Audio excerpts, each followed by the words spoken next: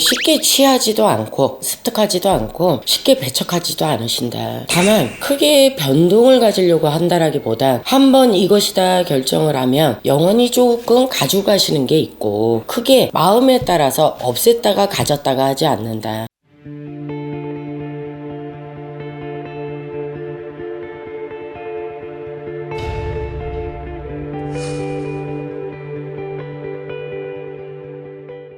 안녕하세요, 삼성공입니다. 선생님 안녕하세요. 네, 안녕하세요.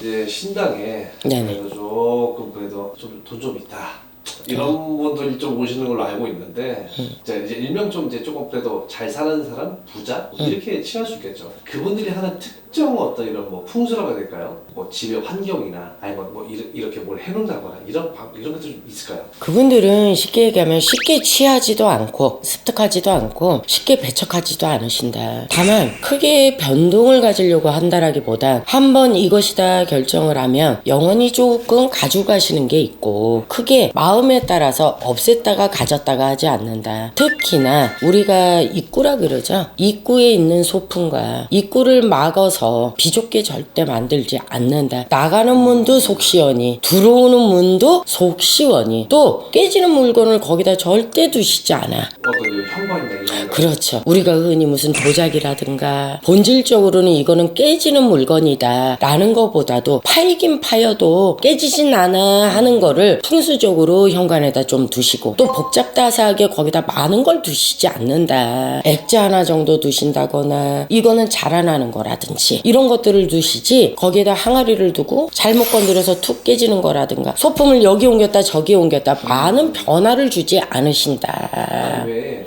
되게 상당히 많은 사람들한테 이제 좀 이렇게 관심이 갔던 게 현관에다가 이제 소금 단지를 두면서 좋다라는 것들이 많이 있었거든요. 그러면 약간 좀 안 좋은 건가요? 우리가 담아놓는 그거는 이제 그릇의 용도잖아요. 옛날에는 쉽게 얘기하면 보통 보면 스텐 아니면 이 양푼 아니면 항아리 아니면 그릇이 그랬잖아. 또 소금이라는 거는 공기를 뿜었다가 배출을 했다가 우리가 애군을 빨아들였다가 내보냈다가 흡수의 작용에 용도로서 어떻게 보면 방법으로서 도구로 쓸 때는 그렇게 하지만 소품으로 하실 때는 가급적이면 소품의 역할로는 깨지는 것은 아니다. 옛날에 물동이도 옛날 뭐 지금 물동이 이고 다니는 사람 있어? 물동이도 항아리에다 있는 집들은 항아리에다 이고 다녔어. 근데 그걸 따를 수는 없지만 우리가 그냥 조금의 안 좋은 애군이라든가 동서남북 다 다니고 와서 혹여라도 내가 집 안에 정화를 시키는 기분 차원에서 두는 거는 용도에 따른 거잖아. 내 소품에 따른 게 아니잖아. 그러다 보니까 풍수적으로는 그 용도에 따른 거는 정화가 되는 거니 내뿜었다가 빨아들였다 하는 것이 맞는 것 같고 또 그것은 소품에 치우친다면 풍수적으로도 깨지는 것은 두지 말아라. 반대로 거꾸로 빛이 넣어서 밖으로 거꾸로 배출되는 것도 놓지 말아라. 그래서 우리가 거울은 두지 않듯이 잘 정면에 두고 있는 것이 아니든 그래서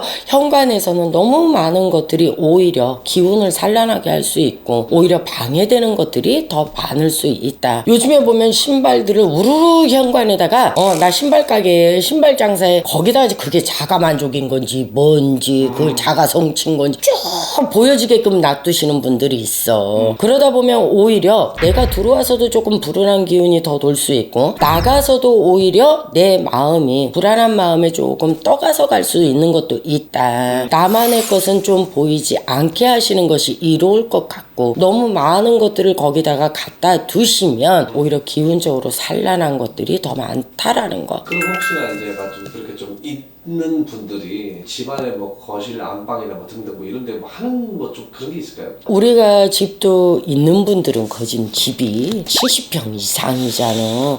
그지?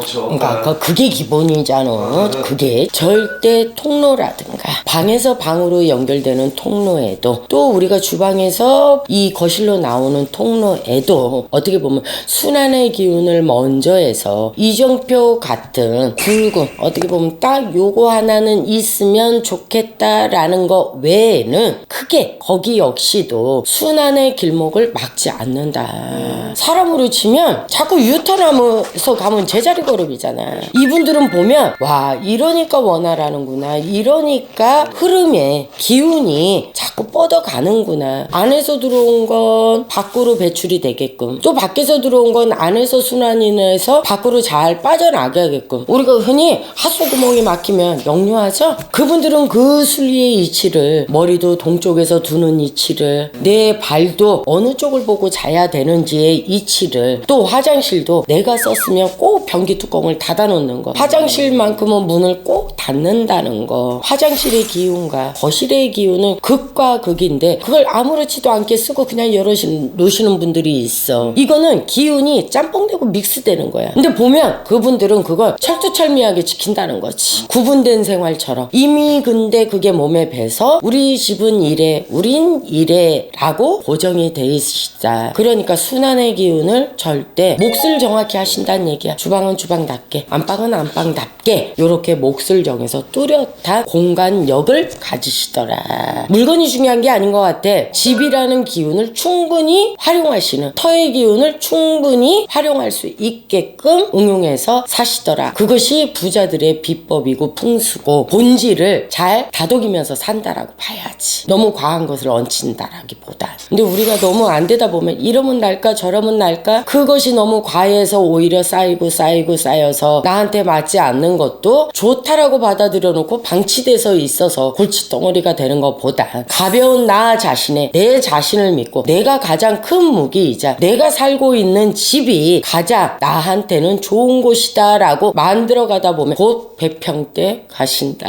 이 이치를 조금 여기셨으면 좋겠고, 그들이 큰 비법이 있는 것 같지만 큰 비법이 있다라기보다 자연을 섬기듯 내가 살고 있는 데서의 수긍하듯 순응하듯 그렇게 이치적으로 몫을 잘 따져가시면서 하시더라. 우리 소신인이 더 많잖아요. 그분들이 어떻게 하면 조금 더 나을까 라고 하시는 분들, 이제는 불필요한 물건들, 미련만 갖고 계시는 물건들 싹 다 버리시고 이건 꼭 있어야 해 라는, 내가 즐기는 집, 내가 누리는 사업장과 내가 만들어가는, 안식하는 집으로 만드시면 그 기운은 멈춰있던 기운도 잘 순환이 되신다. 그러시면 전혀 다른 몸의 상태와 기운의 상태와 운기의 상태로 하나하나 거듭나실 거로 보입니다. 그러시니 우리가 따라하기보다 내 걸로 만드세요. 왜 부자를 따라해? 나도 될 수 있는 거를 내 걸로 만들어 가시는 삶으로 거듭나시길 바랄게요. 감사합니다.